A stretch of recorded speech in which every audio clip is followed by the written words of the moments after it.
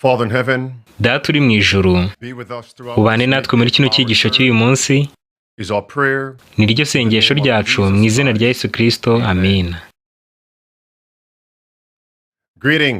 Muraho neza, ndabasuhuje cyane. Mwebwe abo dukurikiye muri ku isi yose, ndetse namwe abaturebye bwa mbere, murakaza neza mu cyigisho cy'uyu munsi. Ibi ni ibyigisho bidukangura mu bya mwuka, muri runo rugendo turimo tujya mu ijuru. Ni njyewe mwigisha Andrew Henriquez. Ikaze kuri buri umwe, ikaze kuri buri wese, muri bino byigisho by'ijambo ry'Imana bitwongera imbaraga. None bene data, kubw'ubuntu bw'Imana, turacyari bazima kandi turacyari ku rugamba. Kandi nanone kubw'ubuntu bw'Imana, tugiye kuvuga ukuri kuko hariho intambara irimo kubaho. Kandi muri iyi ntambara hari abari kwigenderamo benshi. Kandi bene data, nutsindwa muri iyi ntambara uzayigwa murimbutse. Ndi kuvuga ku ntambara y'ibya mwuka. Kandi kino ni igihe ku bwoko bw'Imana kugira ngo buvuze impanda kandi buvuze impuruza. Mbese ni ukubera iki? Ni ukubera ko n'ibiribwa biri gukoreshwa nk'intwaro. Ibijyanye no kugenzura uburyo bwo gukwirakwiza ibiribwa kugira ngo babashe gukandamiza no kugira abaretwa abantu benshi cyane. Nuko rero dukwiye kuvuza impanda. Iyo niyo mpamvu turi hano nshuti zanjye, ndetse kubw'ubuntu bw'Imana ndongera mbasabe kubana natwe mu minsi 7 y'amasengesho twatangiye kuri Isabato ishize. None inshuti zanjye, ngiye kuvuga ku bihe byo kuvuza impanda. None tudatinze, reka dutangire. Hari icyo Bibiliya itubwira mu Balewi 23. Mbese ni bande bishimira kwiga ibijyanye n'impanda hamwe n'icyo bitubwira muri iyi minsi y'imperuka? Muzakomeze kubyiga muri kino gihe cy'iminsi 7. Bene data, agakiza kacu kari mu mage. Mu Balewi 23, Bibiliya itubwira ku murongo wa 23 kugeza ku murongo wa 25 ibijyanye no kuvuza impanda. Noneho hano ku murongo wa 24 haranditse ngo, bwira Abisiraheli uti, mu kwezi kwa 7 ku munsi wa mbere wako hajye hababeraho umunsi wo kuruhuka ndetse no kuvuza impanda, ubabere umunsi wo kubibukisha mu buterane ho guterana kwera. Ku murongo wa 25 haranditse ngo, ntimukagire umurimo w'ubugaragu muwukoraho, kandi mujye muwutambira Uwiteka igitambo gikongorwa n'umuriro. None inshuti zanjye, nimumenye ibi ngibi. Ukuvuza impanda kwabagaho mu minsi 10 mbere y'umunsi w'impongano. Look at verse number 24. Nimurebe ku murongo wa 24. Look carefully now at verse 27. Noneho nimurebe mwitonze ku murongo wa 27. Umunsi w'impongano wabaga ku munsi wa 10 w'uko kwezi kwa 7. And what does the day of atonement represent? Mbese umunsi w'impongano ubu ngubu ushushanya iki? Ni umunsi w'ubuturo bwera wo bugomba kwezwa. Ubwo rero umunsi w'impongano ni umunsi wo kwezwa k'ubuturo bwera, kandi ni umunsi wo kwezwaho ibyaha. Kandi kugira ngo wezweho ibyaha hagomba kubanza urubanza. So 10 days before the day of atonement. Ubwo rero mu minsi 10 mbere y'umunsi w'impongano, ari wo munsi wo kwezwa k'ubuturo bwera, cyangwa se mbere y'umunsi w'urubanza, impanda zagombaga kuvuga. Let's come to the application. None reka turebe mu kibyo bitubwira muri no minsi yacu. Bibiliya itubwira ko umunsi umwe wa gihanuzi uhwanye n'umwaka umwe usanzwe. That's Numbers chapter 14. Ibyo biboneka mu Kubara 14 umurongo wa 34, ndetse no muri Ezekiyeli 4 umurongo wa 6. Ubwo rero iminsi 10 ihwanye n'imyaka 10 isanzwe. Kandi icyo gihe mbere impanda zagombaga kuvuzwa. Hari ibintu bibiri byagombaga kubaho. Icya mbere, iyi impanda yavugwaga hari ubutumwa bwagombaga gutangwa. Mwandike Yesaya 58 uhereye ku murongo wa 1.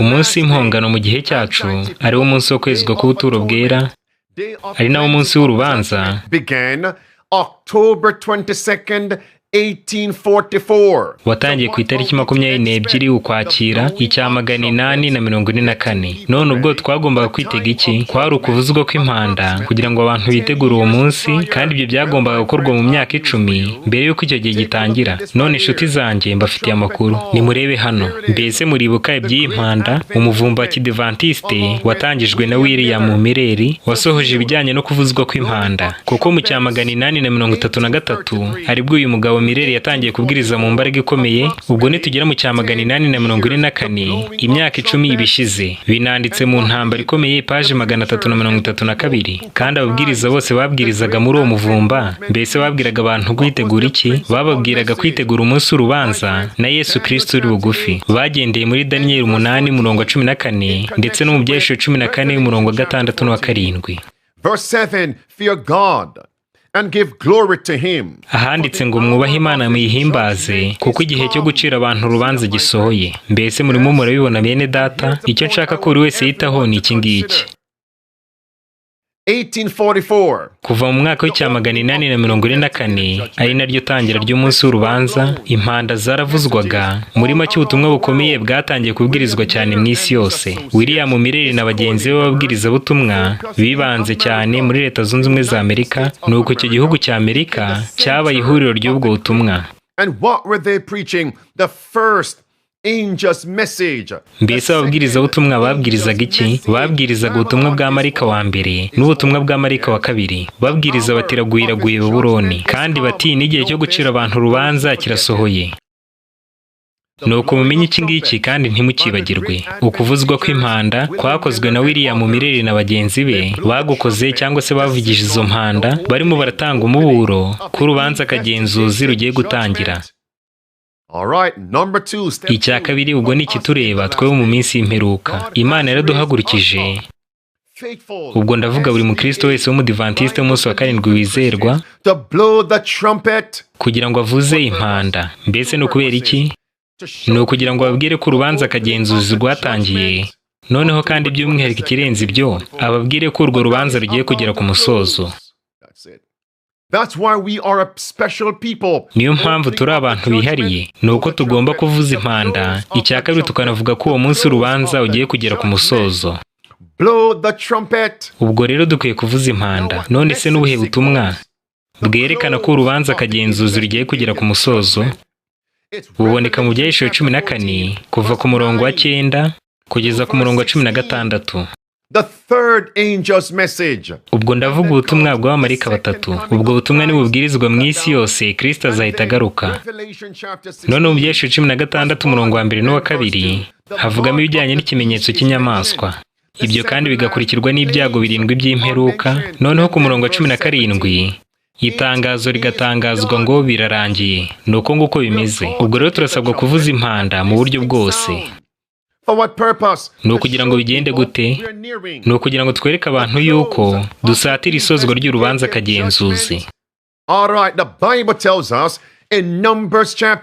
Bibiliya itubwira mu kubara igice cya 10 ko impanda yavuzwaga ku mpamvu ebyiri zonyine. Mbese ngo ni impamvu zingahe? Ni impamvu ebyiri z'umwihariko. Impamvu ya mbere ni ukugira ngo abantu bahurizwe hamwe. Ibyo biri mu kubara igice cya 10 umurongo wa 1 kugeza ku wa 4 ndetse no ku murongo wa 7. Mbese muri kureba muri Bibiliya zanyu? Ndavuze ngo ni mu kubara igice cya 10 umurongo wa 1 kugeza ku wa 4 ndetse n'umurongo wa 7. Impanda yagombaga kuvuzwa kugira ngo abantu bahurizwe hamwe. Impanda kandi nanone yavuzwaga iyo byabaga ari mu gihe cy'intambara. Ubwo intambara yabaga yegereje, impanda yaravuzwaga hakongerwaho n'impuruza. Nuko rero impanda yaravuzwaga ndetse n'inkuru zikavuzwa. Ku murongo wa 9 muri icyo gice haranditse ngo nimujya kurwana n'ababisha babakandamiza, mujye muvuza impuruza cyangwa ikondera mubifatanyije n'impanda. None ni iki kitubwira yuko turi mu gihe cy'intambara? Ni ifaranga ry'ikoranabuhanga, kandi ni ibyangombwa birimo gushyirwaho ku isi yose bitanga uburenganzira bwo kugenda. Ni irangamuntu y'isi yose y'ikoranabuhanga, kandi ni ubuyobozi bumwe bw'isi, ni n'iyobokamana rimwe ry'isi. Ni ukwihuriza hamwe kw'itorero na leta. Ibi bikorwa byose hamwe n'ibindi global pestilences, nk'ibyorezo bidasanzwe, intambara, amakuba ariyo bita imihindagurikire y'ikirere. Ibyo byose amabwiriza agiye kubikurikira narwanya umudendezo wacu, kandi biragaragaza intambara y'iby'umwuka. Are we together, my friends? Mbese turi kumwe inshuti zanjye? But notice now, Matthew 24 speaks of famine. Ariko nimumenye iki ngiki, muri Matayo 24 bavuga iby'inzara. Bene data, tubayeho mu bihe aho bari gukoresha ibiribwa nk'intwaro, kandi bari kubikorera kugira ngo bagenzure cyane abantu, banabambura umudendezo wabo. None ubwo turi mu kihe gihe? There it is, my friends. Blow the trumpet. Turi mu gihe cyo kuvuza impanda no kuvuza ikondera. Food is being weaponized. Ibiribwa biri gukoreshwa nk'intwaro. Nuko bimeze inshuti zanjye, kandi kino ni igikorwa cy'intambara. None inshuti zanjye, hari amagambo ngira ngo mbasangize ari muri manuscript ya 5 page 305. Haranditse ngo mu Buhinde, mu Bushinwa, mu Burusiya no mu mijyi y'Amerika ibihumbi byinshi by'abagabo n'abagore bari kwicwa n'inzara. Arakomeza ngo abakomeye cyane bafite ubushobozi bitewe nuko ari bo bafite imbaraga bari kugenzura isoko, bararangura ibicuruzwa byabo ku giciro gitoya cyane ariko bakabigurisha ku giciro cyo hejuru cyane. Arakomeza ngo ibi ngibi bisobanuye inzara ku matsinda y'abakene, kandi bizarangirira mu ntambara y'abaturage. Arangije arakomeza ngo there will be a time of trouble. Hagiye kuzabaho igihe cy'amakuba atarigeze kubaho uhereye igihe amahanga yabereyeho. War, weaponizing food. Intambara no gukoresha ibiribwa nk'intwaro, ibi ni ibimenyetso by'ibihe by'imperuka, kandi biratwereka ko ari igihe cyo kuvuza impanda, atari ukugira ngo twihurize hamwe gusa, ahubwo ni ukuvuza ikondera ko turi mu ntambara. I am not a mere alarmist. Ntabwo nduca ibikuba, kuko bino ari ibimenyetso bigaragara neza. Ni mu byitegereze. Tubwirwa n'umuyobozi w'ishami rishinzwe ibiribwa mu isi, there's coming hell on earth. Ko hagiye kubaho ikuzimu hano mu isi bitewe n'ibura ry'ibiribwa, ariyo nzara igiye gukwira ku isi yose. Nimwitegereze ibi ngibi. We're facing a food pricing problem in 2022. Twahuye n'ikibazo cyo kwiyongera kw'ibiciro by'ibiribwa muri 2022, kandi ibi byaremye amakuba adasanzwe mu isi. Nitudakemura bino vuba, uyu mwaka ndetse n'umwaka utaha bwo tuzaba dufite ikibazo cy'ibura ry'ibiribwa uhereye muri 2023, kandi bino bizatuma isi imera nk'ikuzimu.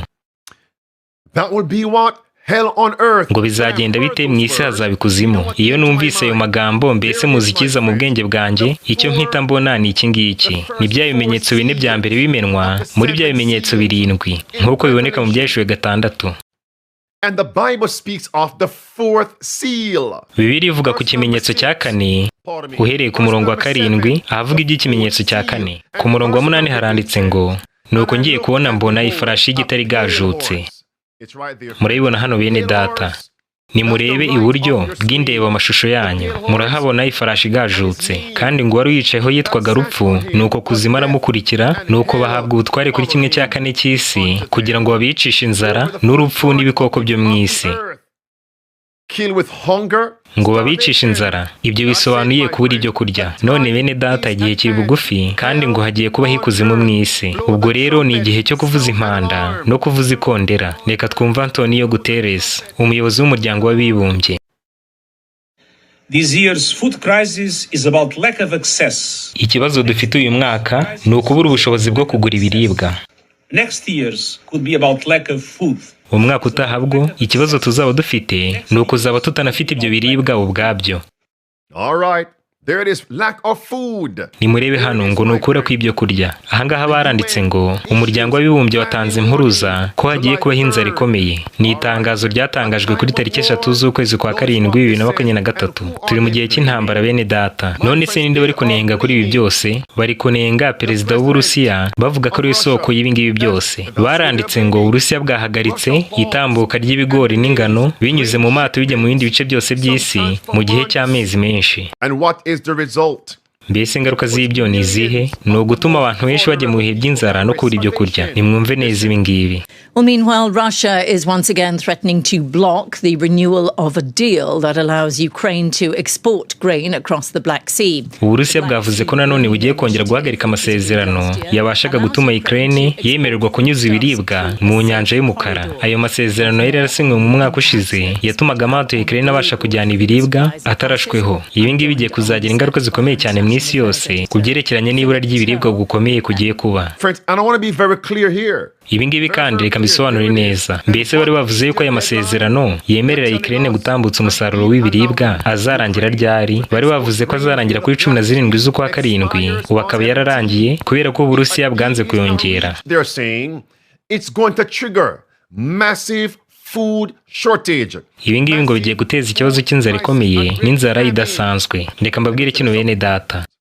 I believe Nizera yuko abategeka isi y'umwijima n'imbaraga z'ikibi n'abajesuite n'ubupapa muri rusange barimo baratiza umurindi kino kibazo cy'inzara to then control what is left, kugira ngo babashe kugenzura ibisigaye by'ibiribwa byose byo mu isi. Ibyo kandi bigambiriye kutwambura umudendezo kuko bizatuma bakora icyo bita gahunda nshya. Listen, friends. Nimwumve neza ibi ngibi inshuti.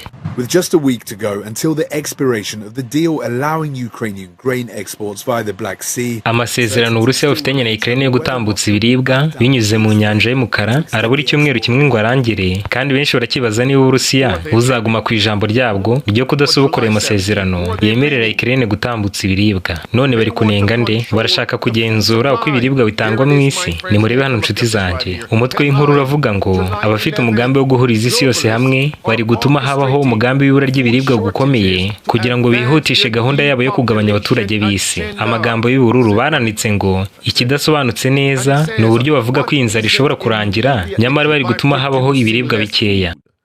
Did you catch that, my friends? Mbese ibyo murabyumvise neza nshuti? Hano rero hari umuryango w'abibumbye ndetse n'abayobozi ba Amerika banenga abayobozi bo mu burasirazuba bababwira bati muri gutuma habaho inzara, bati muri gutuma ibiribwa biba bikeya hakabaho amakuba.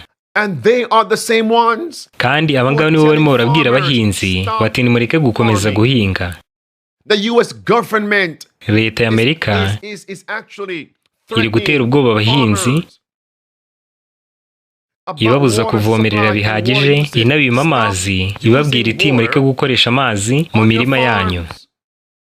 The globalist, the Jesuits. Ubwo rero abashaka guhuriza isi hamwe ndetse n'abajesuite n'abategeka isi y'umwijima bose muri rusange, mbese icyo bari gukora ni iki? Ni uguhatira ibihugu byose nk'Ubuholandi ngo abahinzi babwo bareke guhinga. None ubwo ni bande bateje amakuba? Ni abavuga ko bayoboye ibihugu bwabo. Uko niko bimeze inshuti. Amagambo y'umutuku barakomeza ngo umusaruro w'ibiribwa ugomba kuba mukeya uko byagenda kose bitewe n'amategeko guverinoma z'isi yose zirimo guha abahinzi bayo mu mategeko bita kurwanya imihindagurikire y'ikirere. It's right there, my friends. Headline. Bino biri hano rero. Uno mutwe w'inkuru uravuga ngo nimushishoze bahinzi kuko Biden yari kwibasira amazi yanyu. He pushes the government ngo ari gusunikira leta kugenzura uko amazi yose akoreshwa yaba mu mirima ihingwa ndetse no mu nzuri. Ubwo rero ni intambara bateye ku biribwa. Uko niko bimeze inshuti zanjye. And when there's no food, what's going to happen? Kandi ibyo kurya niba bidahari, mbese bazakurikizaho iki? Ni ugutangira kwishyiriraho ibiribwa byabo bwite. Bati noneho mushobora gutangira kurya amasazi, ndetse bagatangira gushyiraho n'inzira zitandukanye z'uburyo ushobora gutangira kuryamo ibyo biribwa. It's all about control. Ubwo rero byose bigambiriye kugenzura abantu. Hano baranditse ngo Ubuholandi bugiye guhagarika ku mbaraga amasambu 3,000 yo guhingwamo. It's right there, friends. The Netherlands. Hanino nkuru yindi barakomeza ngo Ubuholandi igihugu cya kabiri mu isi cyohereza umusaruro mwinshi w'ibicuruzwa mu bindi bihugu kigiye guhagarika amasambu 3,000 bahingiramo. Birahangaha ushobora kuza kubisoma witonze ngo bagiye guhagarika amasambu yo guhingwamo. And here is. Kandi hano hari Kayizari w'imihindagurikire y'ikirere ariwe John Kerry wo muri Leta Zunze Ubumwe za Amerika. Nimurebe hano icyo yavuze avuga ku bahinzi. Yaravuze ngo abahinzi ni ikibazo. Agriculture contributes about 33% of all the emissions of the world. Ibikorwa by'ubuhinzi bifite uruhare rwa 33% rwo kongera umwuka uhumanya ikirere. Ubwo rero ko byagenda kose abahinzi hamwe n'ibikorwa byabo n'ibyo bakoresha byongera 33% byo guhumanya ikirere kose. Kandi turashaka kumanura umwuka uhumanya ikirere tukawugeza kuri 0. Ibi ntabwo rero dushobora kubigeraho keretse gusa abahinzi bose n'uburyo bwose bakoresha nabo nitubaha amabwiriza mashya nk'uburyo bwo gukemura kino kibazo. But with a growing population on the planet, we just crossed the threshold of 8 billion. Bitewe kandi no kwiyongera k'umubare w'abatuye isi, ubu tumaze kurenga umubare ukomeye cyane wa miliyari 8, biratuma umwuka uhumanya ikirere nawo ukomeza kwiyongera cyane, bigatuma n'ibyo abantu bakenera nabyo byiyongera. Ibyo rero birimo biraduteza ikibazo gikomeye cy'imihindagurikire y'ikirere. Nk'uko nabivuze mu kanya, kongera ibikorwa by'ubuhinzi mu isi ubwabyo bizatuma isi yiyongeraho dogere imwe y'ubushyuhe mu myaka mike igiye kuza. Abaturage nabo nibaramuka biyongereye, ikibazo kizikuba akarenga kabiri. Ibyo ngibyo bibayeho byatuma abarenga miliyoni 600 babura burundu ibyo kurya mu myaka mike igiye kuza. Ubwo rero ntabwo dushobora gukomeza guhumanya ikirere dushaka no gutunga abatuye isi cyarimwe. Ubwo rero tugomba kugabanya iyi mibare kugira ngo tubashe kwirinda ikibazo cy'imihindagurikire y'ikirere. Ni ukubera iki tudashaka yuko ubushyuhe bw'isi bwiyongeraho indi dogere 1.5? Ni uko twazaba tutagishobora guhangana n'ibibazo byavuka icyo gihe. Ibi ngibi ni ubusazi cyane kandi ni ubupfapfa. Aba bagabo ni abapfapfa, ariko mu by'ukuri ino niyo gahunda yabo. Uyu mugabo ubarizwa mu muryango w'ibanga witwa Skull and Bones kandi uhuye cyane n'abajesuite, ubu arimo aravuga ngo abahinzi hamwe n'umubare w'abatuye isi ni ikibazo gikomeye cyane ku mihindagurikire y'ikirere. Ubwo rero bari kwibasira cyane ibiribwa. Nimusoma ariya magambo y'umweru. Uyu munsi tugiye kuganira ku mumaro w'abahinzi mu cyerekezo cyo guhindura isi mu buryo burwanya imihindagurikire y'ikirere. Uruhare rwanyu bahinzi ruroroshye cyane kandi ni urunguru. Mugomba kuvaho burundu. Mbese ni ukubera iki? Ni ukubera ko murimo muritambika muri gahunda zacu nshya no mu mitekerereze yacu ikomeye igambiriye kugenzura abaturage bose b'ubumwe bw'Uburayi. Ibintu bizakomera cyane mu gihe cya vuba aha ngaha. Ibiribwa bigiye kuboneka bizaba ari bikozwe cyane mu nganda kandi bivanzemo amasazi aturutse mu burasirazuba bw'isi. Abakire gusa nibo bazashobora kugura ibiribwa bisanzwe byahinzwe mu butaka. Ubwo rero intambara ku bahinzi twayitangiriye mu Buholandi. Binyuze mu mategeko mashya barashaka gutwara ubutaka babukuye mu maboko y'abahinzi maze bakabuhereza icyiciro gishinzwe imiturire, bitewe n'uko ubuhinzi bwigenga ari ikintu kibi cyane mu gihugu cyacu no ku baturage muri gahunda yo kugenzura abantu. Abahinzi bo muri Croatia bari gusaba uburenganzira bwabo ndetse n'abandi bo mu bihugu by'ubumwe bw'Uburayi kandi bavuze yuko batazarambirwa. Yes, war friends. Iyi niyo mpamvu nizera yuko Imana igiye kohereza icyorezo cy'inzara kikibasira ibintu byabo bikomeye kubera ko gahunda zabo zuzuyemo gukandamiza. Imana nayo igiye kurimbura iyi ngengamikorere. Mbese ni ukubera iki? Ni ukubera ko guhora ari ukw'Imana kandi izarimbura abarimbura isi. Mu byahishwe haranditse ngo Babuloni ibihano byayo mu bikube kabiri ku byerekeranye n'ibyo yateje isi. Ubwo rero Imana izahana bikomeye cyane Babuloni mu gihe cy'ibyago 7 by'imperuka nk'uko byanditswe mu byahishwe 18 umurongo wa 5 kugeza kwa 9. Amen. Ndetse no muri Matayo igice cya 7 umurongo wa 12 Imana izakubira kabiri ibihano. Ubwo rero turi mu ntambara bene data kandi kino ni igihe cyo kuvuza impanda ndetse no kuvuza ikondera. Nimwumve neza umusenateri wa Amerika. Ibura ry'ibiribwa inishobora kuba impamvu y'intambara ikomeye cyane igiye kuba mu isi. Ino kandi ishobora kuba indi mpamvu yo gutuma amaleta arushaho kugenzura abaturage. There is always a reason for people to turn to the government to solve the problems that the government created. Hari impamvu nyinshi zumvikana zituma abaturage bahindukirana leta kugira ngo ikemure ibibazo bwayo yabateje. Impamvu ibura ry'ibiribwa rigomba kwitabwaho cyane ni iyi ngiyi. We thought that the pandemic was a reason for government to overreach. If we thought that was going to be a crisis, niba icyorezo gishize cyaratumye amaleta arushaho kubona ububasha bwo kugenzura abantu. Imagine what it would be like if we ran out of food, if we have food shortages. Ibaze uko bizagenda ibiribwa nibiba bikeya cyane mu isi. When you realized that we had people panicking over toilet paper. Ni muri uko abantu bari bafite igihunga bagura impapuro zo mu bwiherero ubwo icyorezo cyatangiraga kandi ibyo ngibyo atari byo kurya. Imagine what they'll do when they panic when our. Ni mwibaze rero ko bizagenda ibiribwa nibiba ari bikeya cyane mu isi. It's coming. Ubwo rero biraje. Mbese icyo dugiye gukora ni iki? Ni ukuvuza impanda ndetse no kuvuza ikondera. Henry Kissinger, umunyapolitiki ukomeye cyane, yaravuze ngo ugenzura ibiribwa agenzura abaturage, ugenzura iby'ingufu akagenzura imigabane, kandi ugenzura amafaranga akagenzura isi. Ubwo rero barimo kubaka kino kibazo cy'ibura ry'ibiribwa kugira ngo babashe kugabanya umubare w'abaturage b'isi. Amagambo y'umutuku atukura hepfo haranditse ngo muraburiwe. You have been warned. And friends, that's why the Bible tells us. Kandi inshuti zanjye, ino niyo mpamvu Bibiliya itubwira muri Matayo 24 iti mwirinde abahanuzi b'ibinyoma.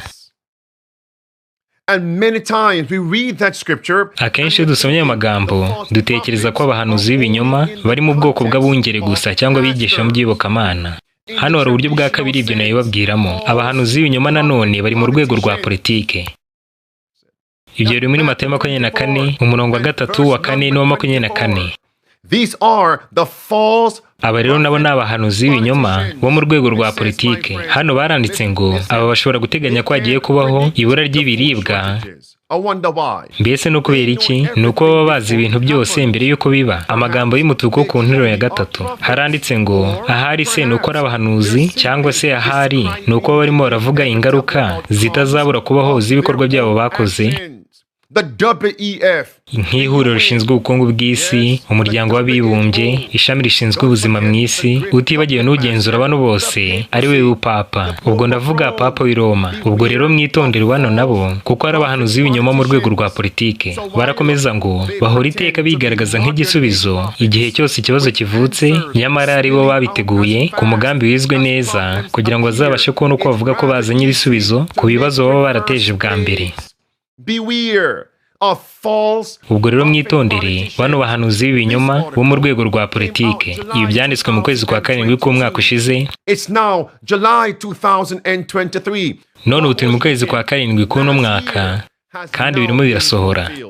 Blow the trumpet. Ubwo rero dukwiye kuvuza impanda no kuvuza ikondera. Mbese mwigeze mwumva ku bijyanye no gushyira ibintu byose mu ikoranabuhanga?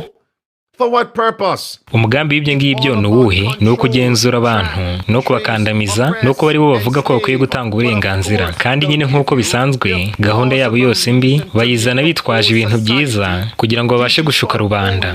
Bino birahangaha. Hano baranditse ngo nimuvugurura ameza. Iyo ni interuro mu by'ukuri ibasha gusobanura neza umugambi wo kwigarurira no kugenzura imiyoboro y'ibiribwa byose mu isi binyuze mu byo bise uburinganire no kutabogama hamwe no kurinda ibidukikije. Amagambo y'umutuku baranditse ngo barashaka kugenzura amakuru yose ku byerekeranye n'ibyo umuntu akoreshamo amafaranga ndetse n'ibyo akunda.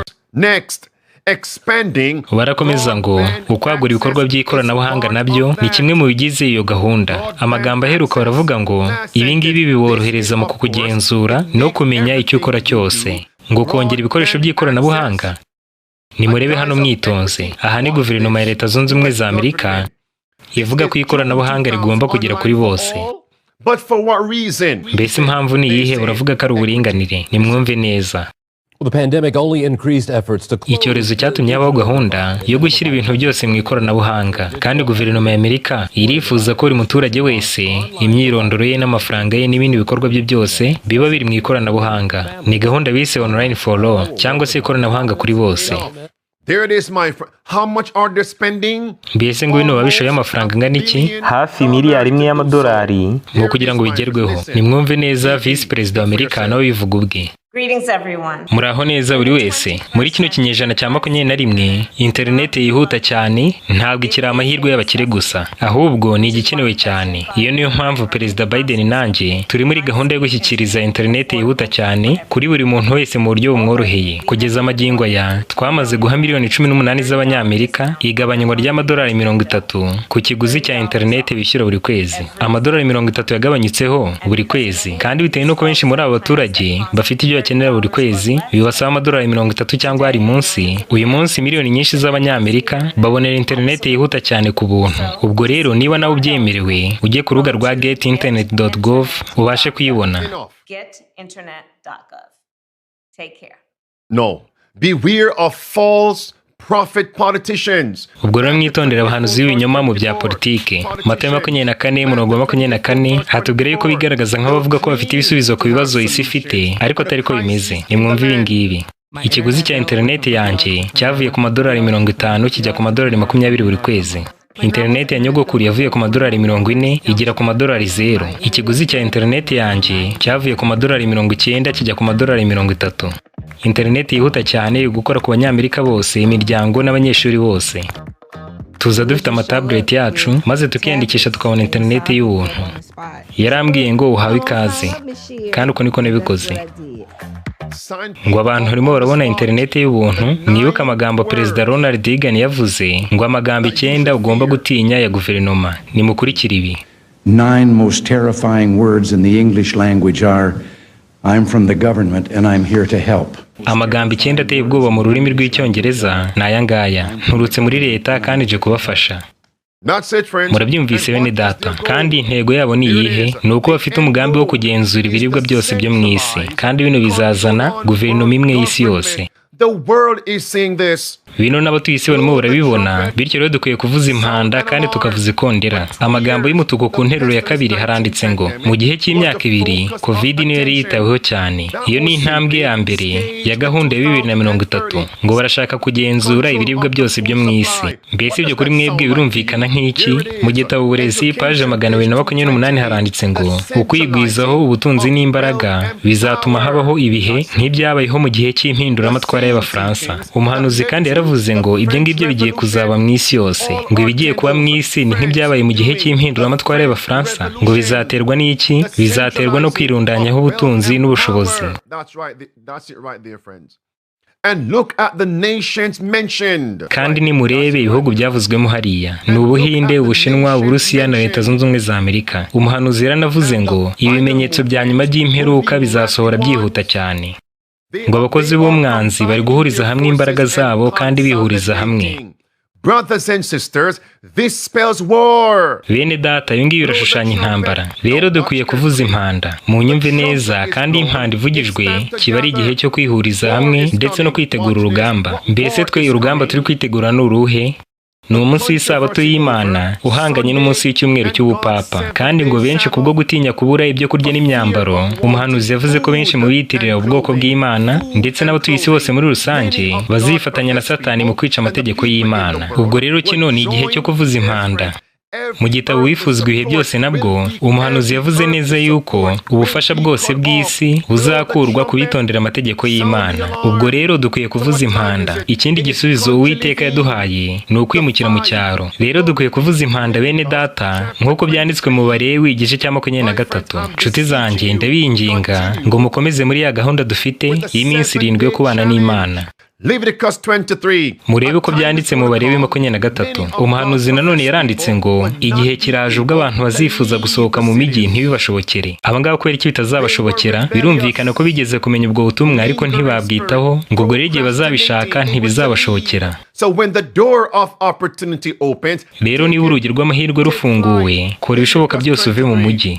Ubwo rero tugiye kureba mu Balewi 23 turebe isano iri hagati yo kuvuza impanda n'ibi ngibi. Hari icyo Bibiliya itubwira mu Balewi 23:24. Mbese mu gihe cya mbere ubwoko bw'Imana bwakoraga iki? Mu minsi 10 isanzwe mbere yuko atangira umunsi usanzwe w'impongano bavuzaga impanda zo kwitegura. Ibyo nibyo natwe dusabwa kongera gukora ubwo igihe cy'urubanza kigiye kugera ku musozo. Ku murongo wa 24 baranditse ngo muri icyo gihe kandi bagombaga kugira amateraniro yera. Mbese guterana bivuze iki? Bivuze kwihuriza hamwe turi imbere y'Imana. Kandi ngo aya materaniro agomba kuba ameze gute? Agomba kuba ari amateraniro yera. Ubwo rero guterana gusa ntibihagije, ahubwo hagomba kubaho guterana kwera.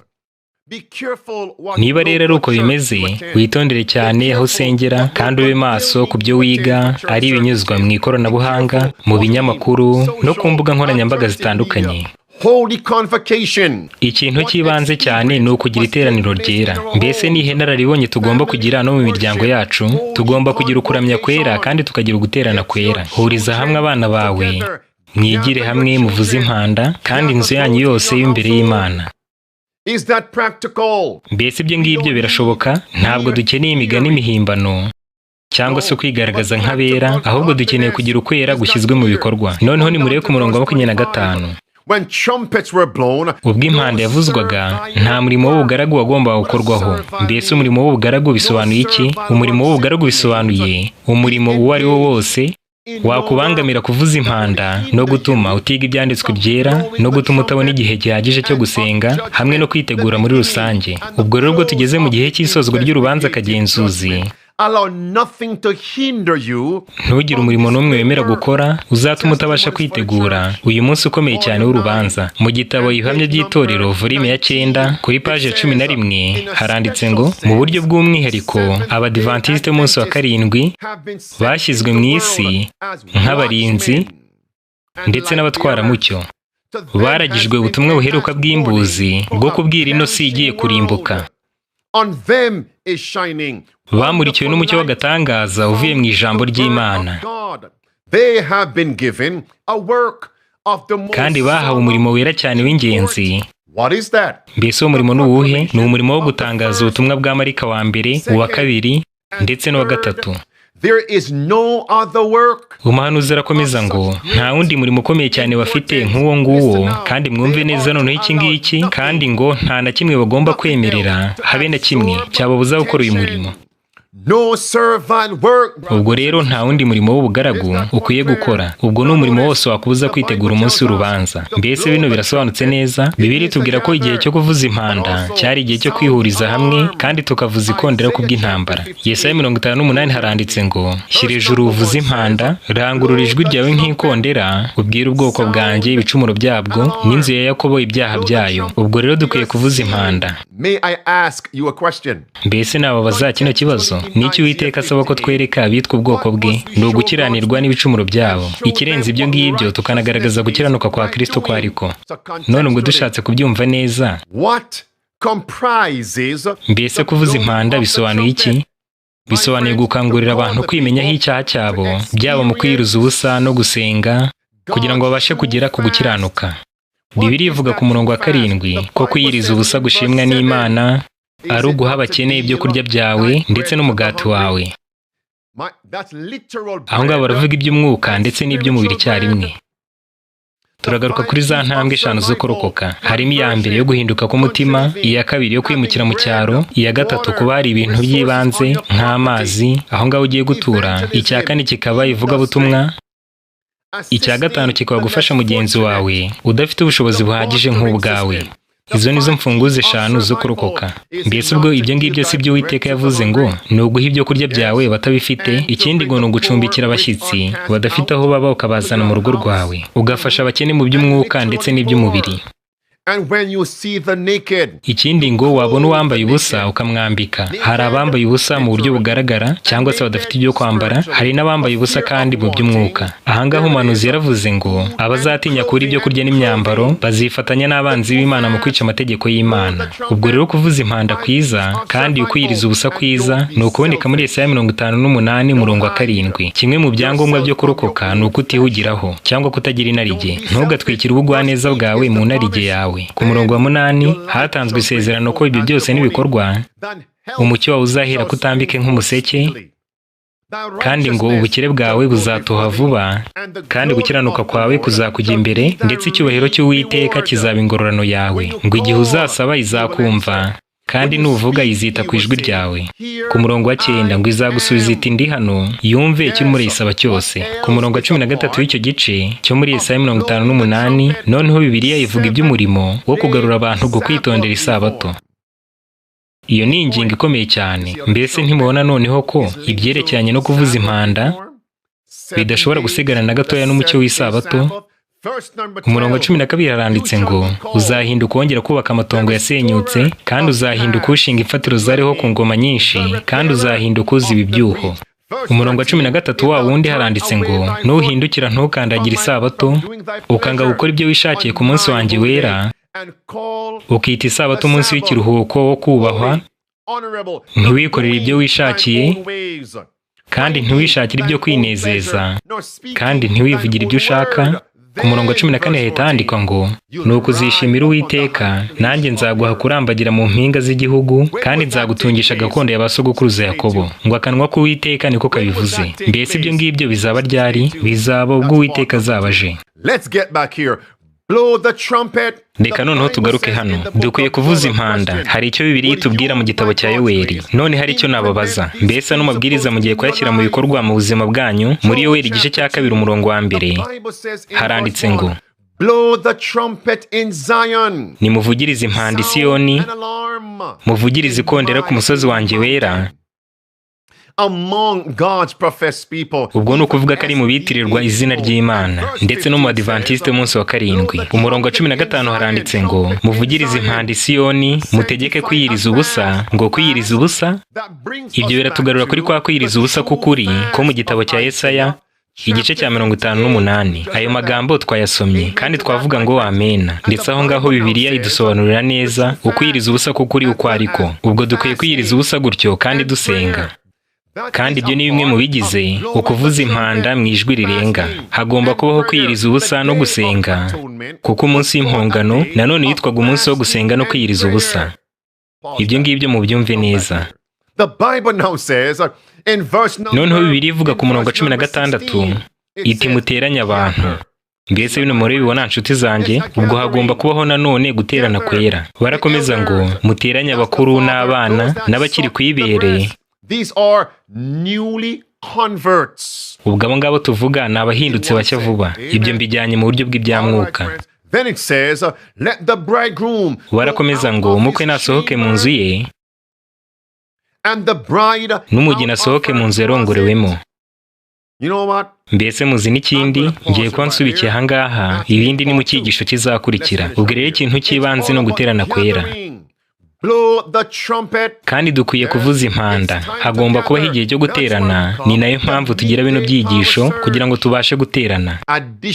Ikindi nababwira ni iki ngiki. Mbese kubw'ubuntu bw'Imana, abagabo n'abandi bose bubatse mugiye kuzajya mugira guterana kwera kw'imiryango kudahinduka. Ubwo nanone n'ubundi buryo bwo kuvuza impanda. Mbese uzicarana n'umufasha wawe n'umuryango wawe kugira ngo ubashe kubaburira by showing them end time prophecies, binyuze mu kubereka ubuhanuzi burimo gusohora mu birimo birabaho mu isi.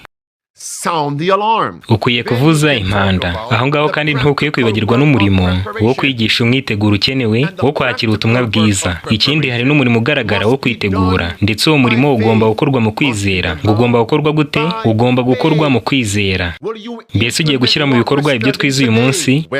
Let's continue to blow the trumpet. Reka dukomeze kubyerekeranye no kuvuza impanda. Bibiliya ivuga mu gitabo cya Yosuwa igice cya 6 ku murongo wa 3 kugeza kwa 5. Bibiliya ivuga aya magambo. Aha ni igihe ubwoko bw'Imana bwari bugiye kwinjira mu gihugu cy'isezerano aricyo Kanani. Icyambere bagombaga gutsinda Yeriko. Reka mbabwire iki ibyo bitubwira. Mbere yuko twinjira mu bwami bwo mu ijuru ariyo si nshya, Babuloni igomba kugwa, kandi hagomba gutangazwa ngo iraguye Babuloni ikomeye, bitewe n'uko ari umurwa wa maraya, nk'uko ni Yeriko naho hari mu murwa wa maraya. Ndetse urugero na Rahabu ubwe yigeze ko ari maraya. Ubwo urumva ni igishushanyo no gusura kwabyo, kandi birumvikanisha ko ibikorwa byabayeho mu gihe cya kera byongera kwisubiramo. Mbese ubwoko bw'Imana bwagombaga gukora iki? Bagombaga kuvuza impanda bayobowe n'ijwi ry'Imana. Gusa ibyo ngibyo byagombaga gukorwa ku munsi wa 7. Mbese n'iki bagombaga gukora kuva ku munsi wa mbere kugeza ku munsi wa 6? Bagombaga kuzenguruka Yeriko. Ibyo biri ku murongo wa 3 kugeza ku murongo wa 5. Itegeko ryari ryatanzwe gusa ngo nimuzenguruke Yeriko. Ariko ku munsi wa 7, umunsi wa 7 w'isabato, mbese icyo bagombaga gukora ni iki? Bagombaga kuvuza impanda ikarangurura cyane. Mbese icyakurikiyeho ni iki? Ku murongo wa 20 haranditse ngo Yeriko yaraguye. Yego niko bimeze nshuti. Bavugije impanda mu ijwi rirenga, bararangurura cyane. None nimumbwire, mbese kuvuga gusanzwe kwari gutuma Yeriko igwa? Niko bimeze? Igisubizo ni oya. None nimunyumve neza. Igihe barangururaga, hari undi muntu nawe waranguriye cyane. Mbese uwo muntu ninde? Musome mu kubara 23, kuko nabyo bifite aho bihuriye cyane. In Numbers 23, God's people were on the banks. Ubwoko bw'Imana bwari ku nkengero za Yorodani, bwiteguye guhangana na Yeriko no kwinjira mu gihugu cy'i Kanani. Mu kubara 23, Baraki yahamagaye Baramu kugira ngo avume ubwoko bw'Imana. Igihe cyose ubwoko bw'Imana bwari bucyumvira, nta muvumo n'umwe washoboraga kuwugeraho. Ubwo rero igihe cyose ubwoko bw'Imana bucyumvira, imigambi yose mibi mwabategurira nta kizageraho. Ibyo ni ibyiringiro dufite. Igihe cyose tucyumvira Imana by'ukuri, dushyira mu bikorwa ya mabwiriza 5 kugira ngo tubashe kurokoka, nta kintu na kimwe bivuze iby'ubupapa, abajesuite, ishami rishinzwe ubuzima mu isi, ihuriro ry'ubukungu bw'isi, umuryango w'abibumbye n'abatunzi bo mu isi. Icyo baba bari gukora cyose ntacyo kivuze. Imigambi yabo y'intambara ku bwoko bw'Imana ntabwo izabasha kugerwaho. Nta ntwaro n'imwe ihagurukiye kurwanya ubwoko bw'Imana izabasha kubigeraho. None reka tugaruke kuri ya ngingo yanjye. Mukora 23 uhereye ku murongo wa 21 haranditse ngo Imana nta gukiranirwa yabonye mu ba Yakobo, nta n'umugayo yabonye mu Bisiraheli. Harakomeza ngo kuko Uwiteka Imana yabo iri kumwe nabo, ni umwami wabo bayivugiriza impundu. None ninde waranguruye agatuma inkuta z'i Yeriko zigwa? Ni Abisiraheli. Igihe abatambyi n'abakuru barangururaga cyane bakavuza impanda, iryo ryari ijwi ry'Imana, kandi iryo jwi niryo ryarimbuye Yeriko. Ku murongo wa 23 haranditse ngo nta kuragura kuri mu bwoko bwa Yakobo, nta bupfumu buri mu Bisiraheli. Mu yandi magambo, nta kibi cyari kubageraho igihe cyose bari bacyumvira. Mbese no kubera iki? Ni ukubera ko ijwi rya Yesu ryari rikiri kumwe nabo. Kandi Bibiliya ivuga mu rwa mbere rw'Abatesalonike igice cya 4 ku murongo wa 16 hati kuko Uwiteka ubwe azamanuka mu ijwi rirenga hamwe n'ijwi rya marayika ukomeye n'impanda y'Imana, nuko abapfiriye muri Yesu Kristo nibo bazabanza kuzuka. Natwe bazaba bakiriho kandi tucyumvira Imana, tuzazamukana nabo ngabo bazaba bazutse, dusanganira umwami mu kirere. Arangije asoresha amagambo avuga ngo nuko mumaranisha imibabaro kubwirana ayo magambo. Mbese ubwo mwumvishemo ijwi rirenga cyangwa se kurangurura, mwumvisemo n'impanda. Murumva ko igihe cyose ibyo bivuze biba bitegura igikorwa gikomeye cyane. Ubwo rero nimuvuze impanda, nimuvuze ikondera, kandi kubwo kwizera tugiye kuzagera ku nsinzi bidatinze. Reka dusoreze mu gitabo cy'Abaheburayo igice cya 11 mukomeza na ya gahunda dufite y'iminsi 7. Abaheburayo igice cya 11 umurongo wa 30 haranditse ngo kwizera niko kwatumye inkike z'i Yeriko ziriduka. Mbese inkike ziri mu nzira yawe ni izihe? Imisozi iri mu nzira yawe ni iyihe? Mbese imbogamizi zikubuza kujya mbere ni izihe? Mbese uwo musozi ukubuza kujya mbere ni umuntu? Mbese uwo musozi ni akazi ukora? Mbese uwo musozi ni umwe mu muryango wawe? Mbese uwo musozi ni indwara? Umusozi uri mu nzira yawe ni uwuhe? Kandi inkike ziri mu nzira yawe ni izihe? Mbese uruzi yuko uwo musozi cyangwa se iyo nkike bishobora kuriduka kubwo kwizera? Ni ukwizera ubushobozi bw'Imana. Ni ukwizera ubushobozi bw'Imana bwo kudukiza mu buryo buhagije kandi bwuzuye ndetse budakuka, ikoresheje uburyo bwayo n'igihe cyayo, kandi uko niko kwizera kwa Yesu Kristo. Ibyo byanditswe mu butumwa bwatoranyijwe, volume ya 3, paje 172. Ibyo mubyumve mwitonze kuko ni ngombwa cyane. Naho ngaho byanditse. Subikiye aha ngaha, ariko ndongera mbabaze. Mbese mugiye gukomeza iminsi 7 idasanzwe yo kubana n'Imana? Niba ari uko bimeze, musabe Imana gukomeza kwitegura. Mbese uyu munsi mwumvise ubutumwa kandi murabusobanukirwa ku bijyanye no kuvuza impanda? Mbese mwumvise ubutumwa bwo kuvuza ikondera? Kino ni igihe cyo kwitegura. Tugomba kwitegura mu bya mwuka ndetse n'iby'umubiri. Ubwo ndavuga mu ngo zacu, mu buzima bwacu, kuko ari urugendo rw'ibya mwuka. Dukwiye gushyira mu bikorwa za mfunguzo 5 zo kurokoka. None rero nshuti, mwohereze ibyifuzo byanyu byo gusengerwa. Nanjye ndabona ko nkeneye gusenga. Mbese namwe niko bimeze? Mureke dusenge. Data uri mu ijuru, tugushimiye cyane kino cyigisho cy'uyu munsi. Tugushimiye Abaheburayo igice cya 11 umurongo wa 6 ahavuga ko udafite kwizera atabasha kunezeza Imana, kuko abegera Imana bakwiye kwizera yuko iriho kandi igororera abayishaka bataryarya. Uduhe imbaraga no kuba abanyakuri kugira ngo tugushake tutaryarya, kandi tugushake vuba ukibasha kubonwa. Tubashe kwizera yuko uriho kandi kugororera abagushaka, ndetse ko natwe ugiye kutugororera. Uduhe ingororano uyu munsi, kandi uzaduhe ingororano y'ubugingo bw'iteka. Uduhe kuba abizerwa, kandi kubyo twigiye aha ngaho uyu munsi udufashe kugira ngo tujye mu buzima bwacu tubashe kugira uguterana kwera kandi tuvuze ikondera twereka abantu ko dusatira ikimenyetso cy'inyamaswa ko urubanza kagenzuzi rugiye kurangira kandi ko amateka y'isi nayo agiye kugera ku musozo. Tugushimiye kubw'urukundo rwawe n'ubuntu bwawe, tugushimiye no kubyiringiro waduhaye, ni mu izina rya Yesu tubisabye, amen. Maranatha, umwami Yesu Kristo araje, and the protest continues. kandi ubuprotestanti buracyakomeje. Mwitegure kandi mugumye mwiteguye, mubashe no kwiteguza abandi.